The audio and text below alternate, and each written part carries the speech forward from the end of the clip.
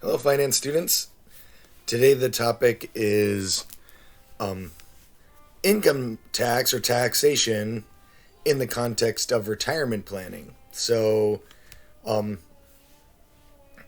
first thing is, right, income taxes are non discretionary, right? You don't have the option of choosing not to pay income tax unless you, well, definitely not federal income tax, and in general, not state income tax if it exists.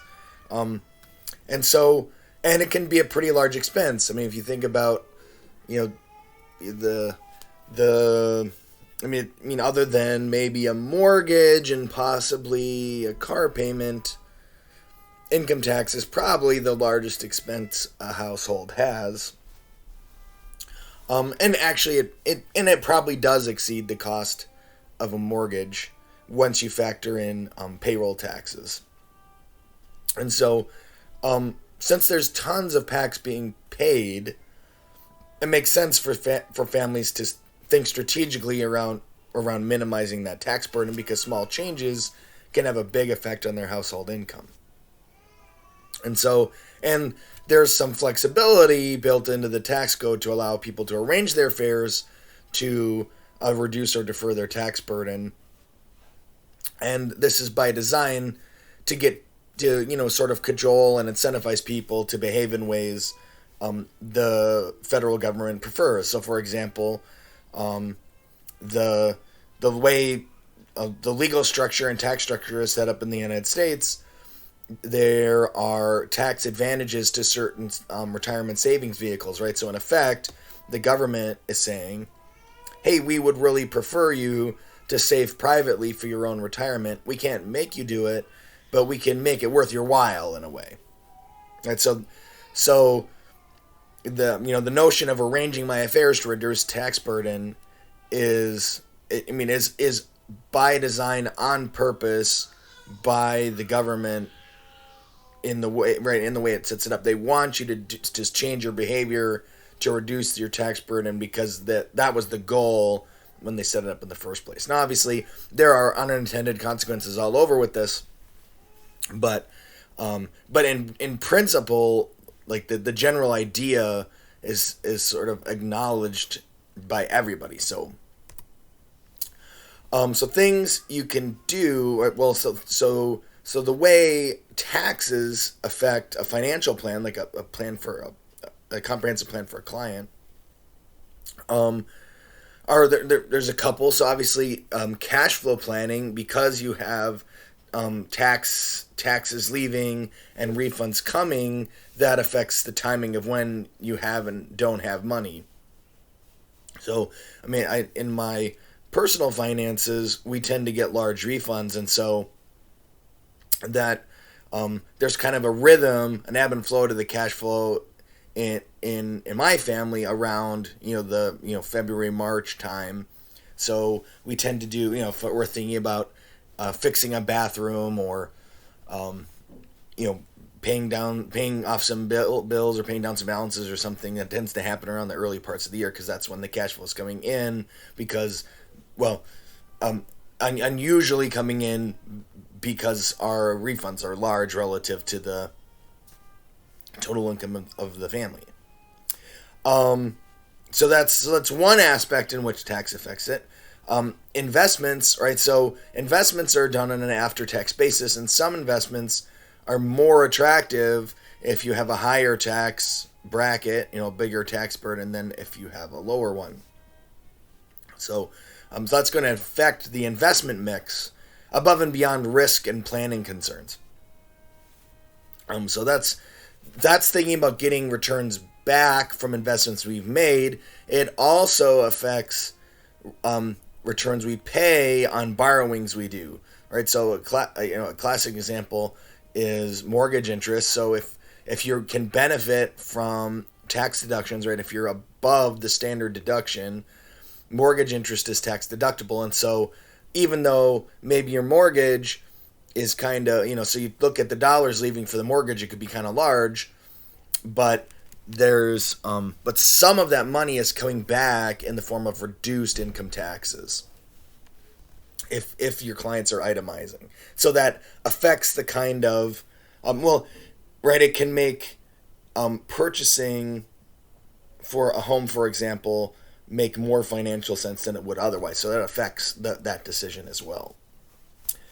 Um, Risk management. So, right, if we have employers buying our health insurance, it's tax deductible. If we do it ourselves, not so much. So that um, ends up getting health tied up with employers and has a lot of effects that way. Retirement planning, right? So there's a huge potential savings from using these specially designated qualified retirement plans, right, where you can contribute pre-tax dollars.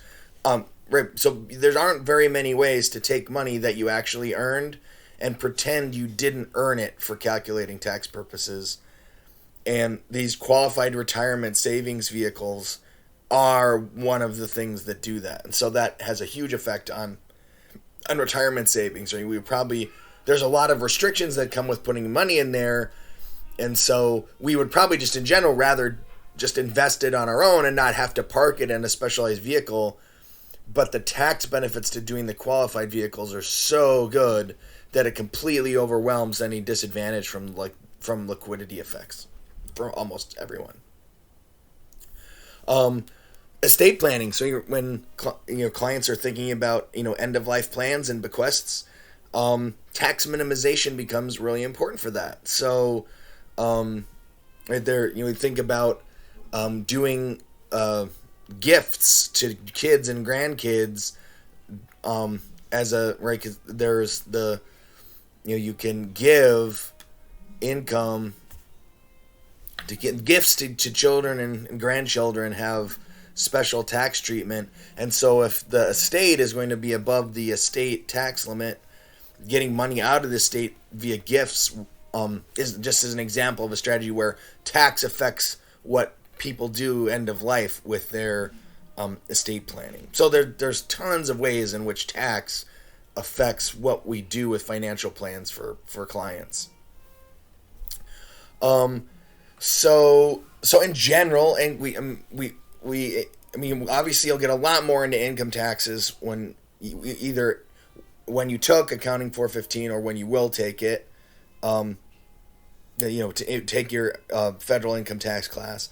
But there's a couple key things just to talk about here. So incomes are taxed on an individual basis, but you can't. But the exception to that is married couples can do a filing jointly, and then it basically they're treated as an economic unit for tax purposes.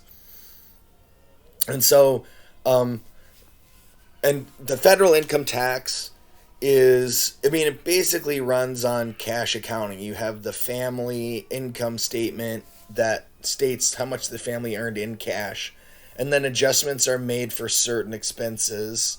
The biggest one we already mentioned was expenses related to retirement savings. And then after that, so I guess there's this language here. There's adjustments and then there's deductions. So adjustments happen regardless of whether you've hit the $12,000 or $24,000 at this time deduction, standard deduction. Adjustments happen before that. So let's say you only have $3,000 of deductible expenses. That's way under 2012 as a single filer. So you're not going to utilize those three at all. You're just going to take the 12, right? But if you've had $1,000 of retirement savings, that will reduce if it's in a qualified plan, it will reduce your income by $1,000, and it's regardless of whether you met the standard deduction or not. So that's how you get in. And actually, for a lot of, AGI, that's the adjusted gross income, where you take your original income and then reduce it by those adjustments that you make for contributing to retirement plans and stuff.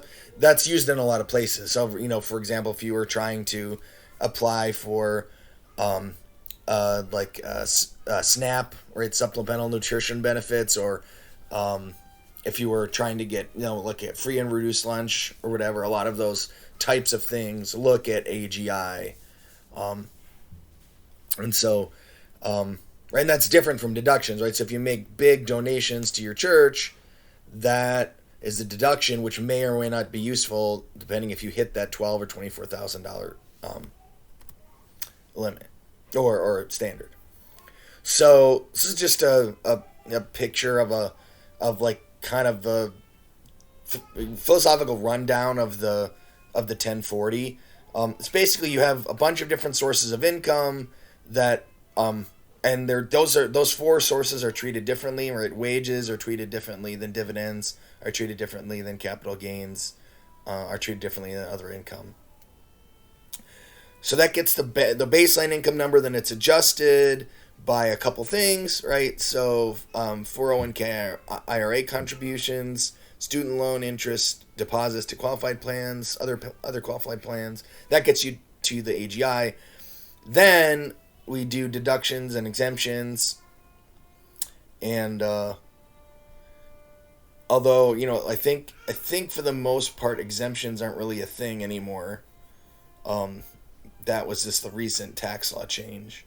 But the and then after that there's a bunch of credits, right? And so for example, so there's refundable credits for like if you have kids, or there's lots of different ones. So that's how you get to what you owe at the end.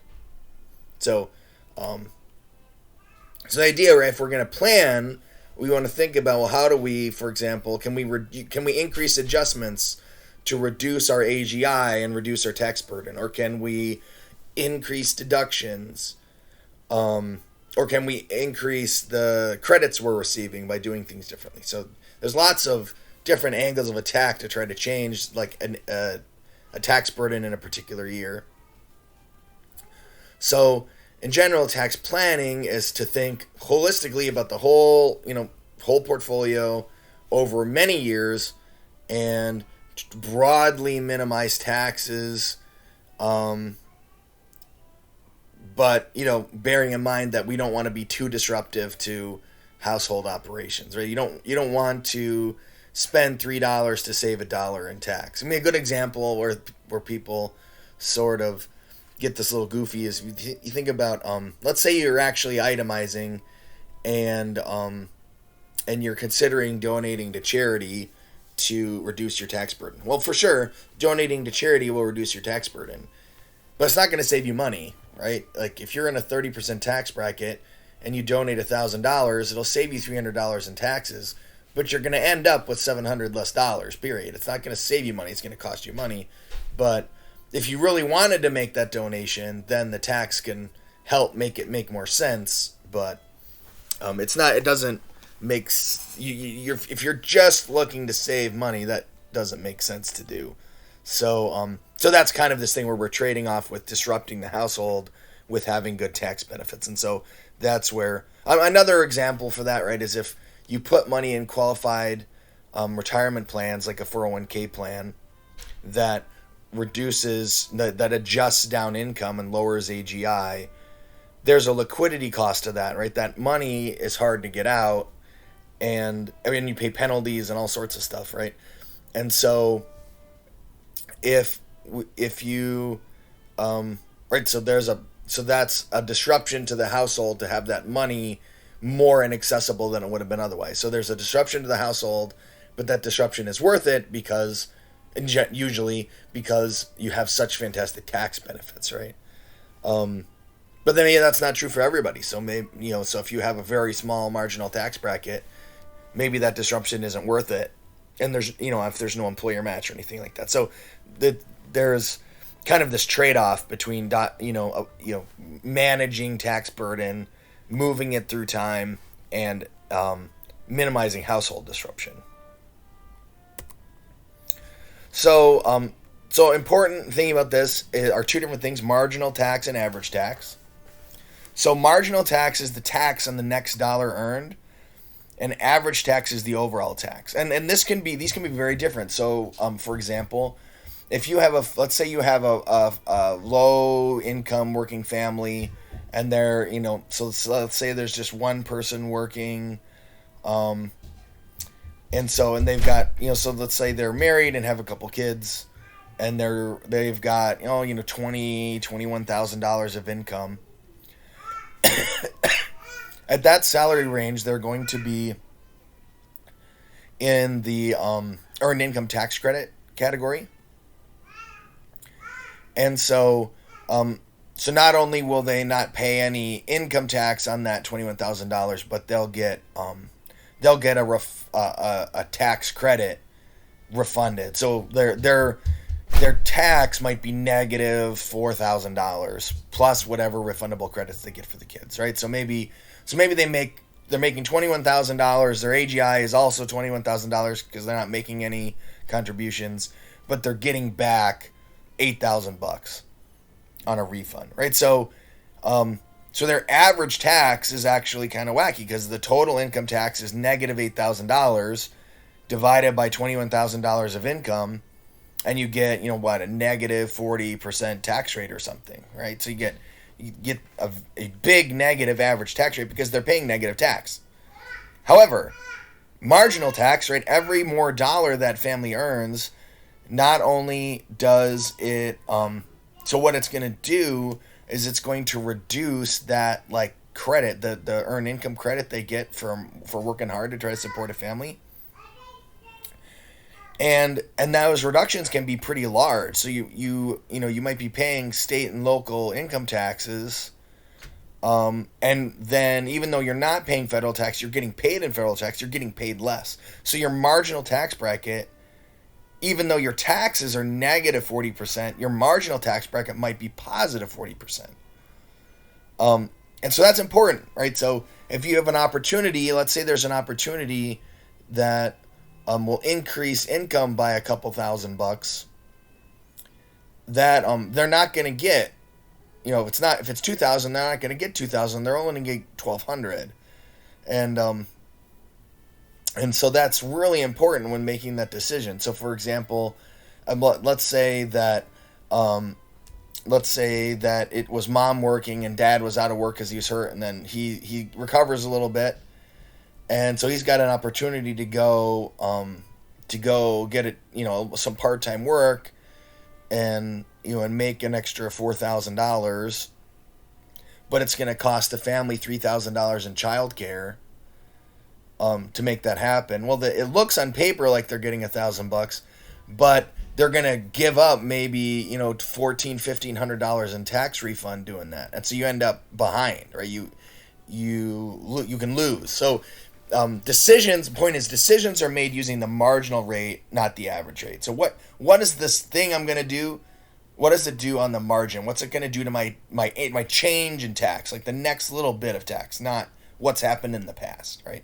You can have a huge tax rate, a huge average tax rate, and have a tiny marginal rate. And so adding income doesn't matter. You can say, I pay tons of tax, I shouldn't really be trying to get more income. Well, no, depends on what your marginal rate is, and if your marginal rate is low, then this is the perfect time to get income, right? You paid all the tax, right? And a good example of that is the phase out of Social Security tax, right? You're going to pay, or you pay that Social Security payroll tax up to that income threshold. So income beyond that has a lower tax rate, effectively, because you don't have those big payroll taxes. So yeah, it's really important to think marginally about tax. And this is like, this is true, but can be, is inaccurate for a lot of people. This last large term comes from state and local taxes being deductible on the federal return, but that's only true if you itemize. So, and depending on your client pool, right, you might have everybody itemizing, or you might have almost nobody itemizing. Again, you have to get to $12,000 or $24,000 of deduction. So if they're not itemizing, they're not going to get any benefit from the state and local marginal brackets, and so that bottom term will drop out. So this is how you do it. But you just get rid of that last term if they're not going to itemize. But yeah, really, you're grossing up these marginals, and that's how they get pretty high.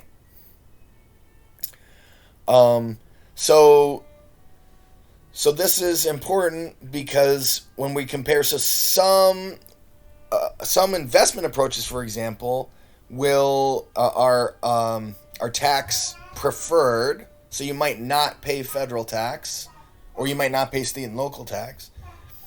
And so if you have a high state and local tax marginal bracket, it makes sense to avoid it. If you have a low one, it doesn't. And so that's going to affect things like that. And the actual returns to these things are going to be based on the average marginal bracket of investors in that security, right? Like, so if you have a whole bunch of people with high brackets that are buying up the security, they'll drive down the returns, but they still get a good return for them because of the tax treatment. And so if your client is a medium or a low, then that's not going to be attractive for them. Okay, so, and there's two ways to approach it. It kind of doesn't really matter which. The first is to just do after-tax returns. That's more usual, right? So you take the return and then you subtract off the tax that your clients would have to pay. The pre-tax equivalent returns is to take the after-tax returns and then send it back to pre-tax. You can see there's just basically a division to move from the one way to the other. You almost always know the pre-tax return, so you're usually calculating the after-tax return. But regardless, you just want to, usually after-tax is the way to go, because then that's the true effect in your wallet, and you can compare between different investments that have similar, or that way you make them comparable, right? So if they are triple tax preferred, like you have a local municipal bond or something from your local town, so that it avoids federal, state, and local taxes. Well, it's going to have a pretty low return, but the after-tax return will be the return. So if you compare that to, say, a federal government bond where it's state and local deductible but not federal deductible, you get a different, then you compare those returns after the tax effectiveness. Okay, so in the next video, we'll get into thinking about planning around all of these different issues.